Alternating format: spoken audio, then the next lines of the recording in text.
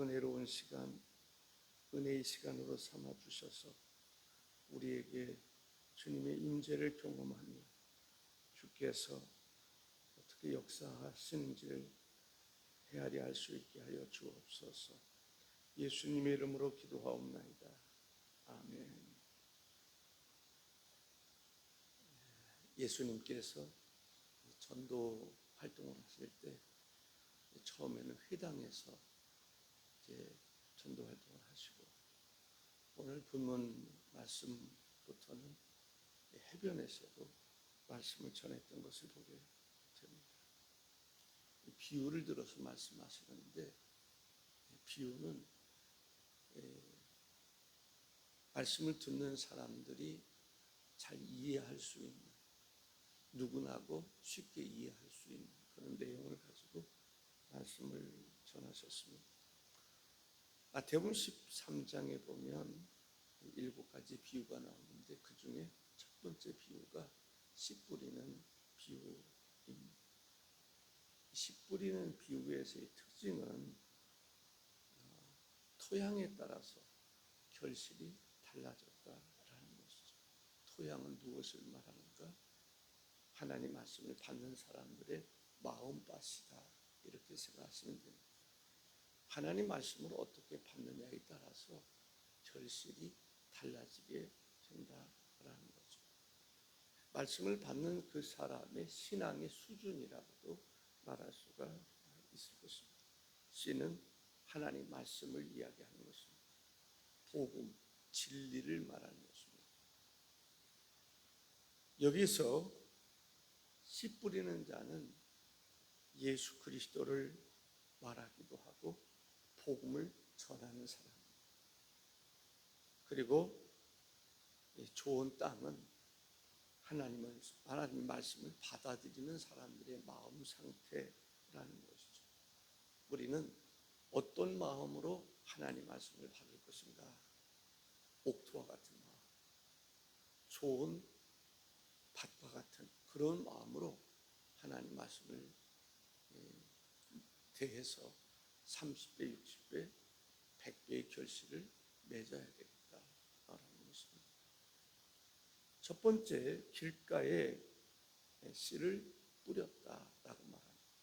길가에 씨를 뿌렸더니 새들이 와서 쪼아먹었다. 마태복음 13장 4절에 보면 뿌릴새 더러는 길가에 떨어짐에 새들이 와서 먹어버렸고, 길가는 어떤 것을 말하는 것입니까? 사람들이 많이 왕래하는 것입니다. 많은 사람들이 왕래하다 보니까 땅이 굳어져 버린 거죠. 단단하게 굳어져 있음을 볼 수가 있습니다. 포장도로는 아니라 할지라도 거의 수준이 사람들이 왕래하는데 불편함이 없을 정도로 다져진 그러한 땅을 말하는 것입니다. 길가와 같은 마음을 가진 사람들, 마음이 굳어져 있는 사람, 마음이 다져져 있는 사람, 이런 사람들은 하나님의 말씀을 들어도 깨닫지를 못합니다. 왜? 말씀을 아멘으로 영적으로 받아들이지 않기 때문에 하나님 말씀을 들어도 깨달음이 없어요. 예를 들어서 이런 사람들의 특징은 설교 시간에 하나님 말씀을 들어도 생각은 엉뚱한데, 엉뚱한 생각을 하고 있는 것입니다. 그러니까 하나님 말씀을 마음에 품고 또 역사가 일어나지 않는 것입니다. 하나님 말씀을 들을 때 사탄이 그것을 빼앗아 간다라고 생각하시면 됩니다. 이 아담과 하와가 선악과를 따먹는 과정에서 보면 하나님 말씀이 정말 그 살아있는 말씀으로 들리고 하나님 말씀을 쫓아 살아가면 좋은데 그렇지 못했던 것을 볼 수가 있습니다. 새들이 와서 먹어버렸다는 말은 사탄이 가로채갔다라는 것을 볼 수 있습니다. 우리가 아멘 하나님 말씀을 들을 때 마음으로 받아들이지 못하도록 사탄이 그 말씀을 빼앗아갔다. 피곤함을 느끼게 하든지 어떤 방법이든지 말씀을 사탄은 받기를 싫어하고 어떻게든지 방해하는데 그 방해에 늘 넘어지는 사람들, 이렇게 말하면 될 것입니다. 새들이 와서 먹어버렸고 마음이 완악한 상태, 마음이 교만한 상태, 목이 굳어져 있는 상태. 이 사람들은 이 사람들 나름대로 어떤 우리 기독교와 다른 세계관을 가지고 있습니다. 그렇기 때문에 하나님 말씀을 전해도 받아들이지를 못하는 거예요. 예를 든다면 마태복음 7장 5절에 보면 이에 바리새인들과 서기관들이 예수께 묻되 어쩌여 당신의 제자들은 장로들의 전통을 준행하지 아니하고 부정한 손으로 떡을 먹나이. 이 바리새파 사람들, 서기관들은 늘 머릿속에 뭐가 들어가 있어요? 전통이 들어가 있어요. 늘 전통을 지켜야 된다고만 생각하는 게 이게 머릿속에 딱 굳어져 있어요. 돌처럼 굳어져 있어요. 그 음식을 먹으려면 꼭 손을 씻어야 돼. 손 안 씻으면 안 되는 거예요. 그러니까 예수님이 말씀을 증거해도 들어오질 않는 거예요. 전통에 사로잡혔기 때문에 그렇습니다. 사상적으로 잘못된 사상을 가지면 하나님 말씀을 전해도 귀에 들어오지 않아요. 마음에 새겨지지 않는 거예요. 그 잘못된 사상을 가지면, 공산주의 사상을 가지면 아무리 하나님 말씀을 전해도 들어오질 않아요. 왜? 그 공산주의 사상이 그것을, 말씀을 배격해버린다. 어떤 사상, 어떤 전통, 어떤 문화, 잘못된 것이 내 마음속에 들어오면 그것이 바로 어떤 마음이냐? 굳어져 있는 마음. 굳어져 있는 마음은 아무리 하나님 말씀인 씨앗을 뿌려도 받아들이지 않는 것을 볼 수가 있습니다. 골로새서 2장 8절에 보면 누가 철학과 헛된 속임수로 너희를 사로잡을까 주의하라. 이것은 사람의 전통과 세상의 초동 학문을 따름이요 그리스도를 따름이 아니라 라고 말합니다. 예를 들어서 어떤 철학과 헛된 속임수, 예를 들어서 영지주의자들은 늘 머릿속에 아주 신령한 것을 생각하는 것 같아요. 그런데 영지주의자들은 영적인 것을 너무 강조하다 보니까 예수님이 육신을 입고 오신 것을 늘 싫어해요. 부정하려고 그래요. 그렇지 않다라고 말하고 싶은 거예요. 그것을 깨트릴 수 있는 것이 어떻게 보면은 하나님의 성령의 역사인 것을 보게 됩니다. 굳어져 있는 사람, 혹시 우리 마음속에는 그런 것이 없는가 한번 돌이켜볼 필요가 있습니다. 두 번째는 씨가 흙이 얕은 돌밭에 떨어지자. 흙이 얕은 돌밭. 예를 들어서 돌이 있는데 돌 위에 흙이 좀 있단 말이죠. 그런데 거기에 이 씨앗을 뿌렸어요. 싹이 좀 났습니다. 그런데 뿌리가 깊지 않기 때문에 뜨거운 햇볕이 딱 내려쬐니까 그만 말라 죽는 거예요. 뿌리가 없으니까. 예를 들어서 뿌리가 생수, 땅 밑에서부터 올라오는 그 습기를 이렇게 빨아들일 수 있어야 되는데, 물을 빨아들일 수 있어야 되는데 밑에 돌이 있기 때문에 빨아들일 수 없다는 거죠. 그러니까 곧 메말라 죽게 되었다라고 이야기를 합니다. 5절과 6절에 보면 도로는 흙이 얕은 돌밭에 떨어짐에 흙이 깊지 아니하므로 곧 싹이 나오나 해가 돋은 후에 타서 뿌리가 없으므로 말랐고 라고 얘기를 합니다. 돌짝과 같은 마음, 돌짝과 같은 마음도 하나님 말씀을 약간 받을 수는 있다. 흙이 얕아서 그렇죠. 흙은 있기는 있어요. 그런데 뿌리를 내릴 수 있는, 깊이 내릴 수 있는 그런 흙은 없는 거죠. 그러다 보니까 환난이 오면, 핍박이 오면, 어려움이 있으면, 어려움이 찾아오면 신앙생활을 포기하는 사람들, 이렇게 볼 수가 있습니다. 되게 일반적으로는 초신자들이 그런 경우들이 있죠. 그런데 신앙생활을 오래 했던 사람들 가운데서도 이제 뿌리가 깊지 못한 그런 경우들이 있습니다. 말씀이 없는 경우나 성령의 충만함이 없는 경우에는 어떻게 될까요? 어떤 어려움이 닥쳐오면 넘어지는 그러한 경우들을 볼 수가 있습니다. 누군가가 흔들리면 은혜를 받긴 받아요. 하나님 말씀을 들을 때 은혜를 받아요. 아, 좋다. 오늘 은혜의 말씀이구나. 말씀을 받는데 곧 시들어버리는 그런 경우들을 볼 수가 있습니다. 성경이 뭐라고 말씀하고 있습니까? 마태복음 10장 22절에 보면 또 너희가 내 이름으로 말미암아 모든 사람에게 미움을 받을 것이나 끝까지 견디는 자는 구원을 얻으리라.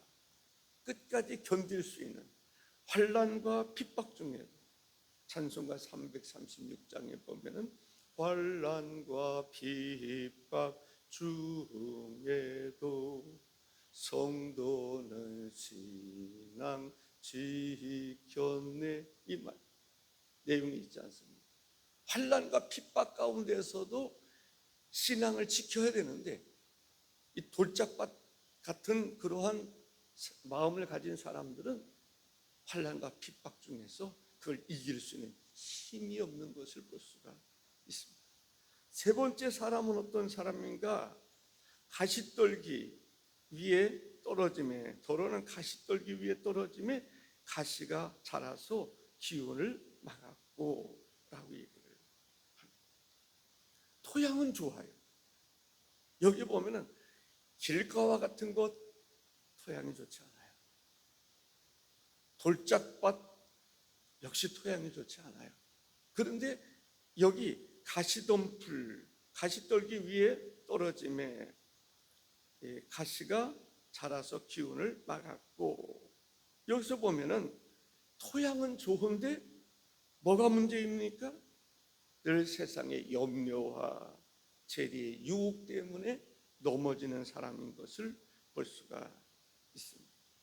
세상의 염려, 너희 염려를 다 주님께 맡기라고 그랬는데 염려 보따리를 가지고 살아가는 사람들, 늘 염려가 많아, 걱정이 많아. 이래도 염려가 되고 저래도 염려가 되고 그렇습니다. 우리는 그러한 사람이 되지 말아야 될 줄로 믿습니다. 염려한다, 늘 불안한 거예요. 걱정이 많아요. 두려워요. 이러다가 안 되면 어떡하나. 부정적인 생각을 많이 가지고 있어요. 그 염려. 그런데 염려를 한다고 해서 내 키를 한 자 하나 더 할 수 있느냐? 사실 염려는 많이 하는데 염려해서 그 문제를 해결하는 사람들은 거의 없습니다. 염려일 뿐이지요. 우리는 염려하지 말아라 라는 거죠. 염려하는 사람들은 마음은 좋아요. 마음밭은 좋은 것 같은데 염려하기 때문에 결실을 맺지 못해요. 또 재리의 유혹이라 라고 얘기를 합니다. 세상의 염려와 재물의 유혹, 재리의 유혹이라고. 재물의 유혹이 있어요. 사람들은 이 돈이 있기를 바라죠. 또 어떤 사람들은 돈이 있어요. 부자예요. 그런데 부자가 됐을 때 문제가 되는 경우들이 있어요. 돈을 펑펑 써요. 좋은 데만 쓰면 좋은데, 하나님 기뻐하시는 일에 쓰면 좋은데, 내가 원하는 대로 쓰는 거예요. 내 즐거움을 위해서 쓰는 거예요. 내 쾌락을 위해서 쓰는 거예요. 뭐 술 마시는 데 쓴다든가 그런 것들이죠. 잘못된, 그것이 오히려 신앙생활을 제대로 하지 못하게 되는 경우들을 볼 수가 있습니다. 내가 돈을 많이 벌어야 돼. 돈 때문에 인생의 목적을 돈에 둔다라고 하는 것을 볼 수 있습니다. 그런 사람들은 결실을 제대로 맺을 수가 없단 말이죠. 마음밭은 좋은 것 같아요. 그런데 염려가 너무 많아. 그리고 물질에 대한 유혹 때문에 넘어지는 경우들을 볼 수가 있습니다. 부자와 나사로의 비유에서 보면 어떻습니까? 부자, 날마다 호의호식할 수 있으리만큼 부를 가지고 있는데 그 부 때문에 하나님을 가까이 하지 못한다. 그 돈을 벌기 위해서 얼마나 힘쓰겠어요. 오늘날도 돈 버는데 우선순위를 두고 살다가 신앙생활을 제대로 못하고 죽는 경우들을 볼 수가 있습니다. 돈이 우선이 아니라 하나님의 질서 가운데서 돈을 벌고 명예를 얻고 그런 것이 중요하다라는 것을 볼 수가 있습니다. 베드로전서 5장 7절에 너희 염려를 다 주께 맡기라. 이는 그가 너희를 돌보심이라. 하나님이 돌봐주시니까 너희 염려를 다 주님께 맡기라. 좀 생각을 달리할 수 있습니다만 저는 늘 주님께서 나를 지켜주신다라는 생각을 많이 가지고 있습니다. 어느 때 기도하다 보면 하나님께서 염려하지 마라. 내가 너와 함께 할 거야. 내가 너를 지킬 거야. 그런 주님의 마음을 내가 갖게 되는 경우들을 보게 됩니다. 그러다 보니까 그래 하나님 나를 지켜주십니다. 뭐 운전을 하더라도 어느 때는 기도할 때가 있는가 하면 어느 때는 안 해도 편안해. 왜? 늘 주님께서 나를 지켜주심에 대한 믿음이 있기 때문에 그렇습니다. 그럼 어느 때는 기도해요. 그럴 때는 기도하지만 그렇지 않아도 편안해. 왜? 기도를 전혀 안 하는 사람이 아니라 기도를 하는 사람이기 때문에 그렇습니다. 하나님께서 염려하지 마라. 염려하지 마라고 말씀하셨으니까 염려를 하지 않는 것입니다.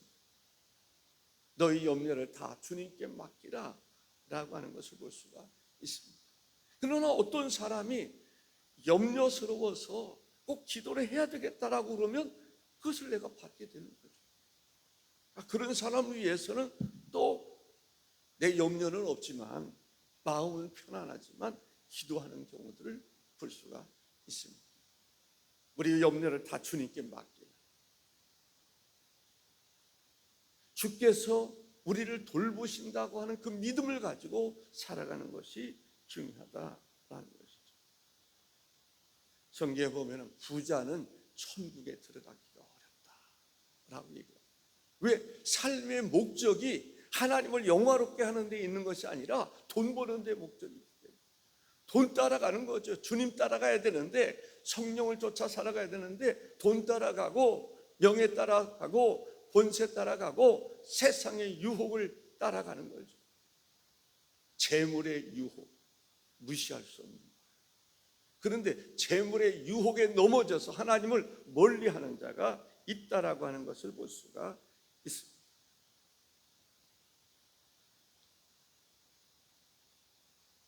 마태복음 19장 23절에 예수께서 제자들에게 이르시되 내가 진실로 너에게 이르노니 부자는 천국에 들어가기가 어려우니라 라고 말합니다. 네 번째는 좋은 땅에 떨어진 그러면서 놀라운 결실을 맺게 되는 것을 볼 수가 있습니다. 우리는 어떤 마음의 소유자가 되어야 되는가? 좋은 마음을 가지고 있어야 됩니다. 하나님 말씀을 들을 때 좋은 마음은 어떻습니까? 하나님 말씀을 들을 때 아멘으로 화답하는 거죠. 의심 없이 하나님 말씀을 내 마음에 품는 거죠. 내 마음 신비에 새겨두는 것이죠. 옥토와 같은 마음은 씨앗이 떨어졌을 때 받아들이는 것입니다.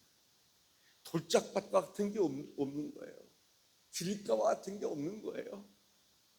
가시덤불이 없는 거예요. 옥토가 돼서 하나님 말씀을 아멘으로 받아들일 수 있는 사람이 100배, 60배, 30배의 결실을 맺게 될 것이다 라는 것이죠. 하나님 말씀을 들을 때 죄가 깨달아져요. 내가 죄인이다. 그래서 죄를 회개하고 그럴 때 죄사함을 받게 되는 것을 보게 됩니다. 하나님 말씀을 들을 때 하나님 말씀이 살았고 운동력 있는 말씀이라 하나님 말씀을 들을 때 마음에 감동도 되고 하나님의 진리가 깨달아지기도 하고 영적인 깊이에 들어가기도 하고 말씀을 들을 때 불송이처럼 단 말씀이라고 느껴지는 것을 볼 수가 있습니다. 하나님 말씀을 들을 때 내 영혼이 치료가 되고 영적인 힘을 얻게 되고 능력을 얻게 되고 할 수 있다 하시니까 함께 하시니 능치 못함이 없다라고 하는 확신을 갖게 되는 것을 볼 수가 있습니다. 성령의 열매도 있지만 성령의 은사들이 있지 않습니까? 하나님 말씀을 순종했을 때 그러한 사람으로 쓰임받았던 것을 보게 됩니다. 다윗이 골리앗을 향해 나갈 때 다윗에게 있었던 것이 뭡니까? 하나님 말씀입니다. 하나님 말씀이 마음에 새겨졌던 옥토와 같은 마음이라는 말씀, 마음속에 하나님의 말씀이 있으니까 담대하게 나가서 너는 뭐 창과 뭐 검과 뭐로 나오지만 만군의 여호와의 이름으로 하나님의 말씀을 가지고 나가 싸울 때 승리하는 것을 볼 수가 있습니다.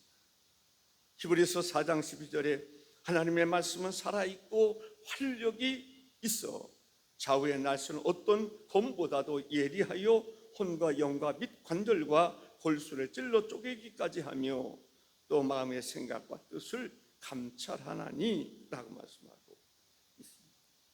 사랑하는 성도 여러분, 우리가 하나님 말씀을 들을 때 얼마나 순종하고 있습니까?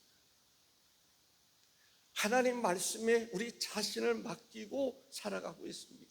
하나님 말씀을 우리가 받아들였을 때에 그 말씀을 쫓아 얼마나 살아가고 있느냐라는 거죠. 우리는 우리 자신을 하나님 앞에 드릴 수 있어야 합니다. 내가 하나님 앞에 드리는 것이 뭡니까? 내 것이 하나님께 드려지는 것이 있다면 뭐가 드려지는 것이죠? 우리가 소유하고 있는 게 있습니다. 시간도 소유하고 재능도 소유하고 물질도 소유하고 이것을 주를 위해서 쓸 수 있는 것이 무엇이냐라. 주님께 무엇을 드리느냐, 얼마나 드리느냐. 일주일에 한두 시간 드리면서도 많이 드린다고 생각하는 사람이 있을 수 있어요.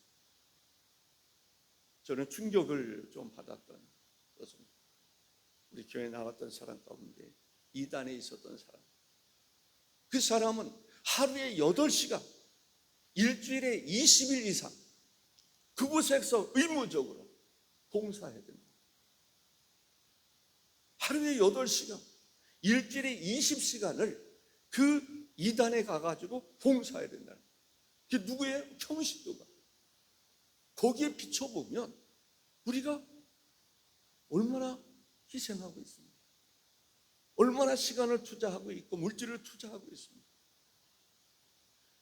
그 사람의 10배 10분의 1도 하지 않으면서도 우리는 많이 하고 있다라고 착각하고 있는 사람들이 있단 말이죠. 저는 그 사람 때문에 어떻게 저럴 수 있을까? 그런 생각을 해본 적이 있습니다. 우리는 하나님 앞에 하나님 말씀이 내 마음에 어떤 영향을 끼치냐, 내 인생에 어떤 영향을 끼치냐가 중요한 것이죠. 하나님 말씀이 내 인생에 영향을 조금밖에 끼치지 않으면서 열매는 많이 맺기를 바라는 것, 그것은 심는 원리와 동떨어지는 것입니다. 맞지 않는 것입니다. 심은 대로 거두리라고 말씀하고 있음을 볼 수가 있습니다. 우리가 성전을 건축할 때 우리가 얼마나 심었느냐라는 거죠. 그래도 한국 교회의 대표적인 교회를 이야기하면, 성전 건축하면 영락교회를 이야기할 수 있습니다. 영락교회를 세울 때 사람들이 어떻게 헌신했죠? 충격적이지 않습니다. 그러니까 영락교회, 그러니까 그 시대에 가장 가난했던 그때에 가장 탁월한, 자기 집과 비교할 수 없는, 아파트와 비교할 수 없는, 삶과 비교할 수 없는 그 엄청난 예배당을 질 수가 있습니다. 자기는 갈 곳이 없이 월세 사는 거 사글세 살고, 집 팔아서 월세 살고 사글세 살고, 정말 하나님의 집을 부유케 함으로, 내가 가난하지만은 하나님의 집을 먼저 부유케 함으로 그 하나님으로부터 오는, 하나님으로부터는 은혜를 내가 받겠다, 여기에 폭발적인 축복의 역사가 있었던 것을 볼 수가 있습니다. 우리는 말씀을 받았을 때, 하나님 말씀, 하나님의 진리를 우리가 받았을 때, 우리에게 전해 주었을 때, 우리는 어떠한 그러한 응답을 하고 있는지, 그 말씀을 어떻게 받아들였고, 그 말씀이 우리 속에서 어떻게 살아 움직이고, 그 말씀을 쫓아 살아가고 있는지. 베드로 무디 얘기를 할 수도 있고, 베드로도 사람을 낚는 어부였습니다. 근데 자기 생각과 전혀 상관없는, 자기 상식으로는 이해되지 않는 그러한 말씀을 예수님이 하신단 말이죠. 그물을 던지라, 밤새도록 그물을 던졌는데 한 마리도 못 잡았는데, 주의 말씀을 의지하여 던졌더니 153마리가 잡혔다. 그물이 찢어지도록 많은 큰 고기가 잡혔다는 것을 알 수가 있습니다. 사람을 낚는 어부, 성령의 말하게 하심을 따라서 말했더니 하루에 3,000명, 수많은 사람들이 주께로 돌아오는 역사가 일어난 것입니다.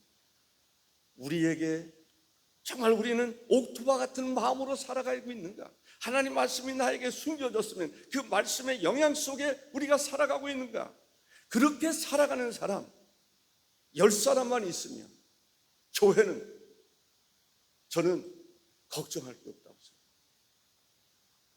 그런데 교회가 그런 사람 한 명도 없는데, 그렇다고 한다면 교회에 어떤 기적의 역사가 일어나겠습니까? 기적은 그냥 저절로 일어나는 게 아닙니다.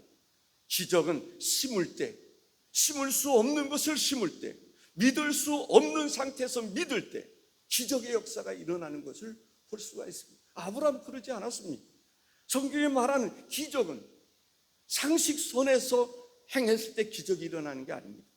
어떻게 보면 비상식적인 것 같은데, 하나님 말씀에 전적으로 순종할 때, 사라가 이제 생산할 수 있는 능력이 없다라고 했을 그때, 아브라함이 그랬을 때, 하나님은 믿음을 통해서 우리도 구원하시고 구원의 역사를 이루시고 교회도 부흥케 하시고 새로운 역사를 만들어가는 것을 볼 수가 있습니다. 우리는 과연 어떤 마음을 가지고 있는 사람들이에요? 옥토와 같은 마음, 그 마음이 능력 있는 마음입니다. 기도하겠습니다. 존귀하신 주 하나님 아버지, 감사합니다. 우리가 늘 듣던 그런 말씀입니다. 시프림 비유의 말씀을 통해서 우리는